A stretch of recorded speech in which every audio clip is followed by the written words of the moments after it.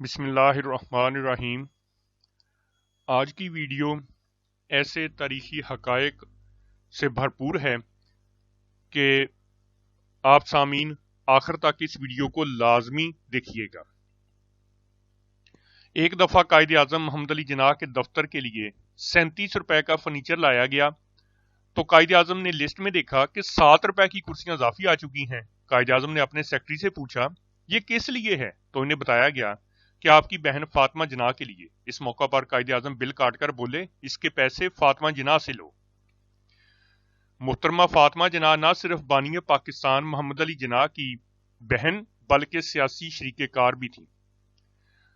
آپ کی وفات کے بعد لوگ انہیں اسی قدر و منزل سے دیکھتے تھے جس طرح جناح صاحب کو آپ کی وفات کے بعد انہیں سیاست سے دور رکھنے کی ہر کوشش کی گئی۔ اگرچہ فاطمہ جناح کو مادر ملت کہا جاتا ہے لیکن یہ جان کر ہر پاکستانی کا سر شرم سے جھک جائے گا کہ ریاست پاکستان نے قائد اعظم کی تیسری برسی کے موقع پر ہی پاکستانی عوام ریڈیو پر فاطمہ جناح کی تقریر سن رہی تھی کہ اچانک ٹرانسمیشن بند ہو گئی۔ بعد میں معلوم ہوا کہ فاطمہ جناح کی تقریر میں کچھ ایسے فقرے تھے جن میں حکومت پر کچھ تنقید تھی۔ ریڈیو پاکستان کا موقف یہی تھا کہ ٹرانسمیشن میں رکاوٹ کی وجہ اچانک بجلی فیل ہونا تھی، لیکن کوئی اس بات پر یقین کرنے کو تیار نہیں تھا۔ سب کا یہی خیال تھا کہ فاطمہ جناح کی تقریر میں ضرور کوئی ایسی بات تھی جسے حذف کرنے کے لیے یہ سارے کا سارا ڈونگر چایا گیا۔ حکومت کے خلاف جتنے بھی اتحاد بنے ان سب کے بانی بابا جمہوریت نواب زادہ نصر اللہ خان ہوا کرتے تھے۔ آپ سبھی نے بابا جمہوریت نصر اللہ خان کے بارے میں ضرور سنا ہوگا اور یہ جان کر حیرت بھی ہوگی کہ بطور صدارتی امیدوار فاطمہ جناح کا نام تجویز کرنے اور انہیں الیکشن لڑنے پر آمادہ کرنے والے بھی یہی بابا جمہوریت نصر اللہ خان تھے۔ فاطمہ جناح نے ایوب خان کے خلاف صدارتی الیکشن لڑنے کا اعلان کر دیا۔ ایسے میں وہ جہاں میٹنگ کے لیے جاتی ایوب خان کے حکم پر وہاں کی بجلی کاٹ دی جاتی۔ ایسے میں ایک شام بیگم اختر سلیمان کے گھر میں محترمہ فاطمہ جناح کا جلسہ تھا۔ چنانچہ بیگم سلیمان نے پہلے ہی سے بہت ساری لالٹنیں منگوا کر رکھ لی تھیں۔ تب فاطمہ جناح کا جلسہ کامیاب ہوا۔ وہاں سوال یہ اٹھا کہ ان کا انتخابی نشان کیا ہونا چاہیے، تو پھر وہاں موجود لالٹنیں دیکھ کر تمام اپوزیشن لیڈران کو خیال آیا کہ انتخابی نشان کے لیے بھی لالٹن ہی رکھتے ہیں۔ چنانچہ انتخابی نشان لالٹن تجویز ہو گیا۔ فیلڈ مارشل ایوب خان نے فاطمہ جناح کو کاؤنٹر کرنے کے لیے لاہور میں علماء مشائخ کا ایک اجلاس بلوایا۔ یہاں 650 علماء کرام مفتیان نے فاطمہ جناح کو ووٹ نہ دینے کا فتویٰ جاری کر دیا۔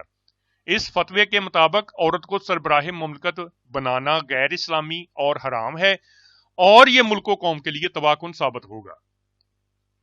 نامور ادیب مستنصر حسین تارڑ اپنی کتاب لاہور آوارگی میں صدارتی انتخاب کا احوال کچھ یوں لکھتے ہیں کہ فاطمہ جناح فیلڈ مارشل ایوب خان کے سامنے اپنے بھائی کے پاکستان اور جمہوریت کے لیے اپنے ناتواں بدن کے ساتھ کھڑی ہو گئیں اور لاہوریوں کی محبوب لیڈر بن گئیں۔ لاہوری لڑکیاں لکشمی مینشن کے مال روڈ والے رخ پر واقع صبح خان ٹیلر سے فاطمہ جناح سٹائل کے لیڈیز کوٹ سلواتی تھی اور انہیں پہن کر بالوں کو سفید دوپٹے سے ڈھانپ کر فاطمہ جناح کے سٹائل کو کاپی کرتی تھی۔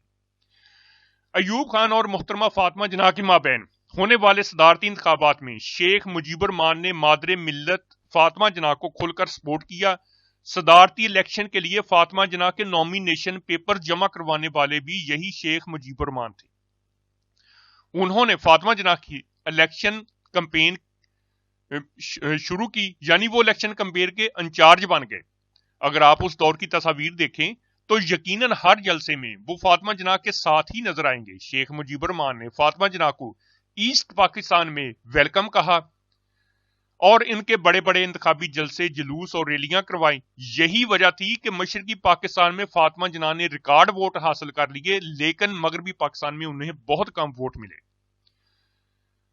ایوب خان کے رائٹ ہینڈ سمجھنے والے ذوالفقار علی بھٹو نے مادر ملت فاطمہ جناح کو انتخابات میں ہرانے کے لیے ان پر تہمت تک لگا دی اور ان کے خلاف تقریر کرتے ہوئے یہ معنی خیز یعنی زو معنی جملہ بولا کہ مس فاطمہ جناح آخر شادی کیوں نہیں کرتی، بتایا جاتا ہے کہ بھٹو کا یہ شرمناک الزام سن کر پاکستان کے دورے پر آئے ہوئے کچھ غیر ملکی صحافی بھی رو پڑے کہ یہ کیسی قوم ہے جو اس خاتون پر بہتان لگا رہی ہے جس کو مادر ملت یعنی قوم کی ماں کہہ رہے ہیں.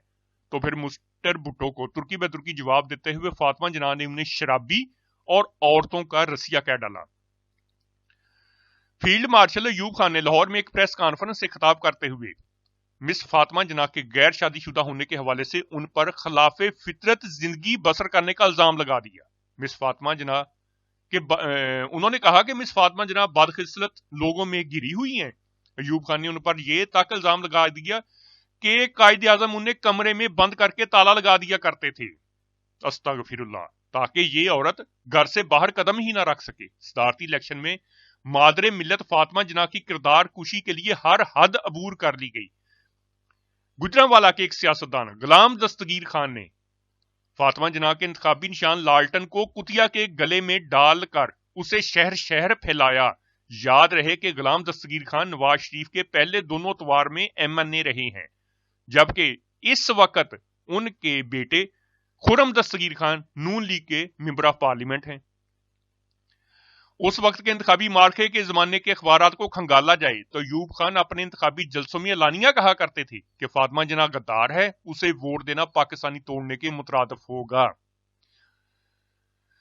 فاطمہ جناح نے زندگی کے آخری برس انتہائی گمنامی میں گزارے. وہ اپنے گھر کے تمام دروازے بند کروا کر چابی اپنے پاس منگوا لیا کرتی تھی اور اگلی صبح کھڑکی سے نیچے چابی پھینک دیا کرتی تھی. 7 جولائی 1967 کو محترمہ فاطمہ جناح رات کے 11 بجے تک ایک شادی کی تقریب میں شریک تھی اور وہ حشاش بشاش فٹ فاٹ نظر آ رہی تھی جبکہ 9 جولائی کو اچانک یہ اعلان کر دیا کہ وہ انتقال کر گئی ہیں. ان کی تجہیز و تدفین کے وقت عوام کو جنازے کے قریب نہیں آنے دیا گیا, یہاں تک کہ انہیں سپرد خاک کرنے والوں نے ان کے آخری دیدار کی بھی اجازت نہیں دی. اس دوران جو آخری دیدار کرنا چاہتے تھے ان پر لاٹھی چارج کیا گیا اور آنسو گیس پھینکی گئی.